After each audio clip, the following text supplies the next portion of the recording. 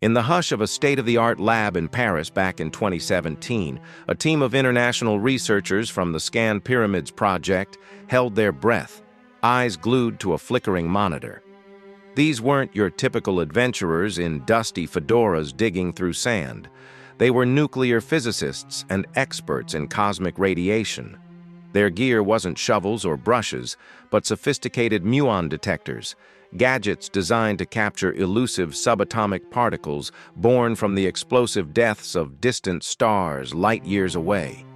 These muons cascade down to Earth like an invisible shower, piercing through nearly anything in their path: concrete, rock formations, and even the ancient Egyptian pyramids. By tracking how many muons pass through and their paths, scientists could map out the internal density of structures, essentially X-raying them to reveal hidden chambers, much like a medical scan exposes bones beneath skin. After weeks of data crunching, the computer rendered a 3D image of what lay concealed within the most iconic wonder of the world, the Great Pyramid of Giza. No treasures, no mummies, no cursed relics awaited them.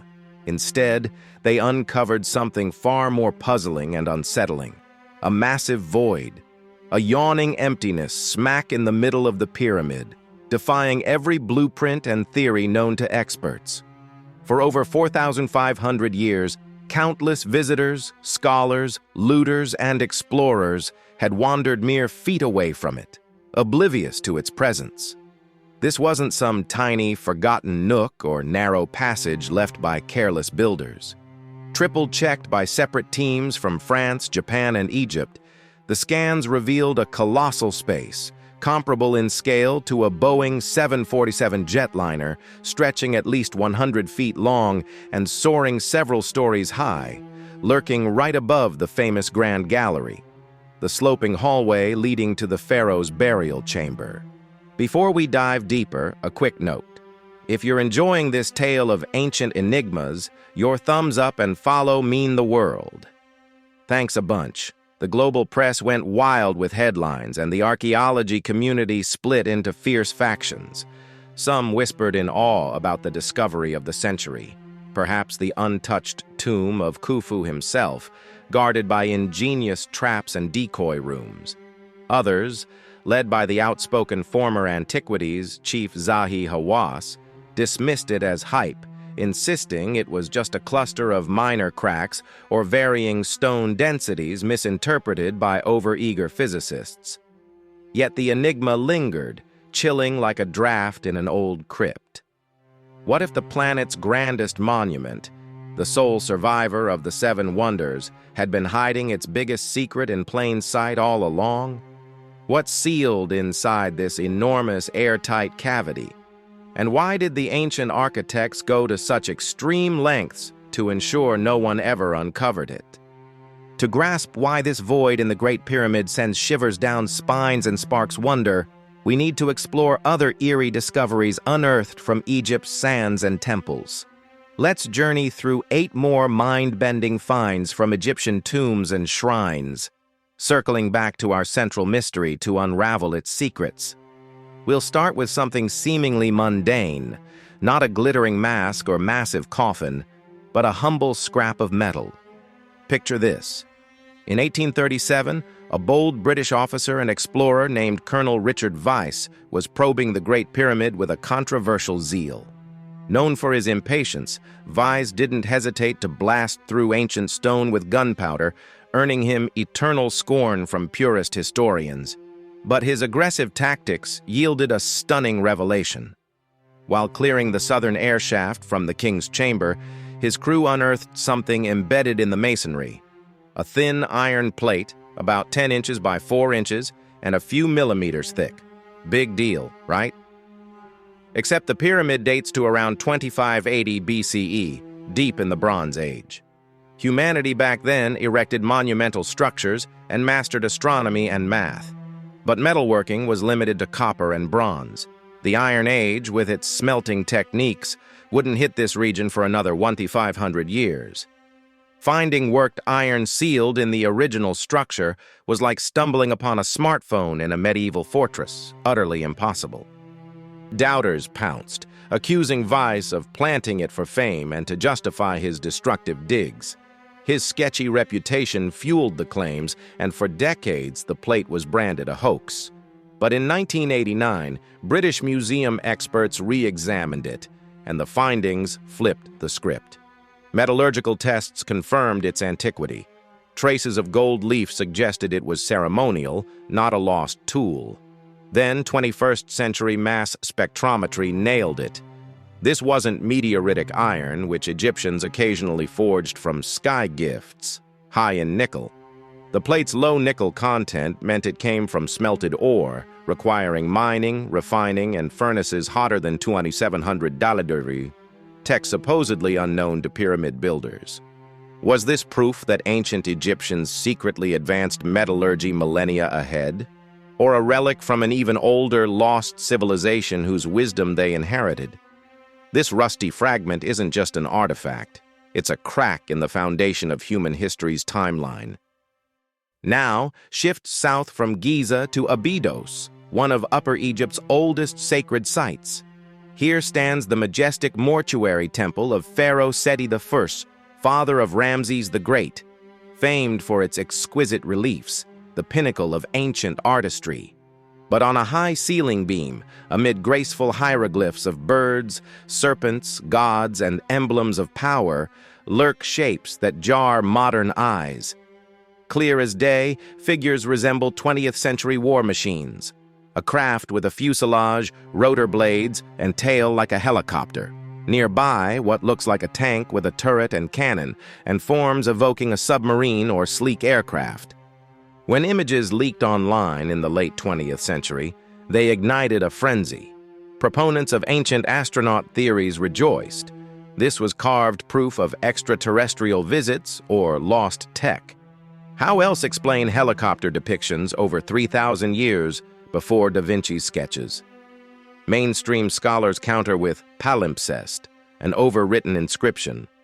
Originally, Seti's titles, like Repeller of the Nine Bows, Egypt's Foes, were carved, then plastered over during Ramses II's reign with his own epithets: Protector of Egypt, Subduer of Foreign Lands. Over millennia, the plaster flaked, blending symbols into illusions, a bow glyph merging with an arm to form a helicopter. It sounds reasonable, but the precision is uncanny. Perfect proportions, clustered in one spot, absent elsewhere in the vast temple despite other overwrites. Was it coincidence, or did the carver depict witness divine battles with thundering sky vehicles? Abydos's temple guards its riddles, leaving us haunted by these anachronistic glyphs. Most museum mummies evoke curiosity, not terror, their withered faces serene, as if dozing toward rebirth. But one chills to the bone. The Screaming Mummy, officially Unknown Man E, discovered in 1881 in the royal cache at Deir el-Bahri, a hidden vault where priests relocated pharaohs' remains like Ramses II and Seti I to thwart thieves. This plain cedar coffin held no inscriptions. Opening it revealed horror, a body frozen in agony, head thrown back, jaw agape in a silent, eternal scream, facial muscles twisted in torment.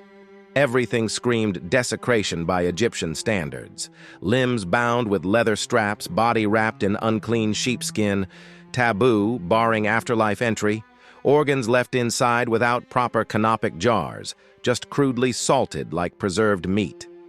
This wasn't burial, it was erasure, denying identity and eternal life. The ultimate punishment. Who was he? CT scans and DNA point to Prince Pentawere, son of Ramses III, implicated in a harem conspiracy to assassinate his father.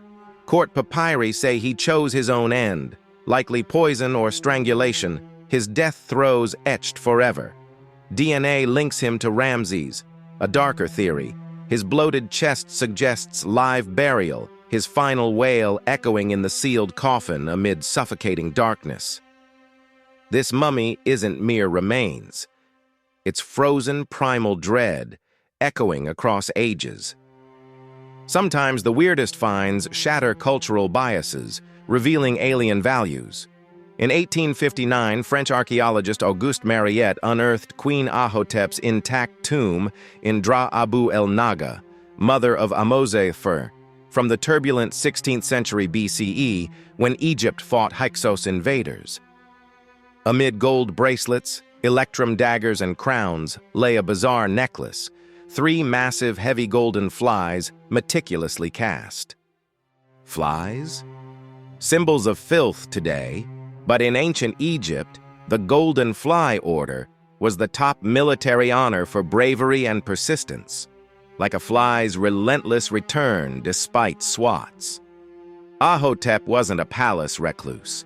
After her husband's death, she ruled as regent, rallying armies against invaders. Stelae hail her as warrior unifier. Her son awarded her 3 flies, medals for battlefield tenacity. This wasn't whimsy. It was testament to a queen commander whose fierce resolve mirrored a swarm's unyielding assault. Imagine her armored, chest adorned with these insects instead of lotuses, raw symbols of heroism in a brutal era. Back to forbidden tech. In Dendera's Hathor temple complex, forbidden crypts beneath the main structure hold bas-reliefs that stun engineers. Priests grasp elongated objects like giant vacuum tubes or Crookes lamps, bulbous shapes on lotus pedestals, bases, with serpentine forms inside like filaments or glowing discharges. Cables snake from bases to boxes topped by knife-wielding gods. Power sources. Pillars resemble insulators. Alternative theorists see electric lights, questioning how Egyptians painted deep soot-free tombs without torches, ceilings pristine, or ineffective mirrors. Could galvanic batteries like the Baghdad artifact power them? Orthodox views, mythic creation symbols, lotus as primordial mound, snake as emerging god, box as pedestal, pillar as Osiris's spine for cosmic stability. Yet the lamp parallel is striking. Coincidence, or did artists diagram real devices for secret rites in pitch-black crypts, lit by smokeless glow? Near Djoser's step pyramid in Saqqara lies the Serapeum, an underground maze officially for sacred Apis bulls, avatars of Ptah. But inside, vast halls hewn from rock, lined with niches housing granite sarcophagi, monolithic behemoths from Aswan's hardest stone, 7,100 tons each, including lids. Surfaces mirror-polished, angles laser-straight, interiors flawless, lids airtight. Most were empty. One sealed held jumbled animal bones in bitumen, not a bull mummy. How craft such precision without iron tools or diamond cutters? How maneuver them into tight spaces? An unfinished one in a corridor shows no chisel marks, more like machine-sculpted, abandoned mid-process. Engineers like Christopher Dunn posit ultrasonic machining, stone softening, or acoustic levitation.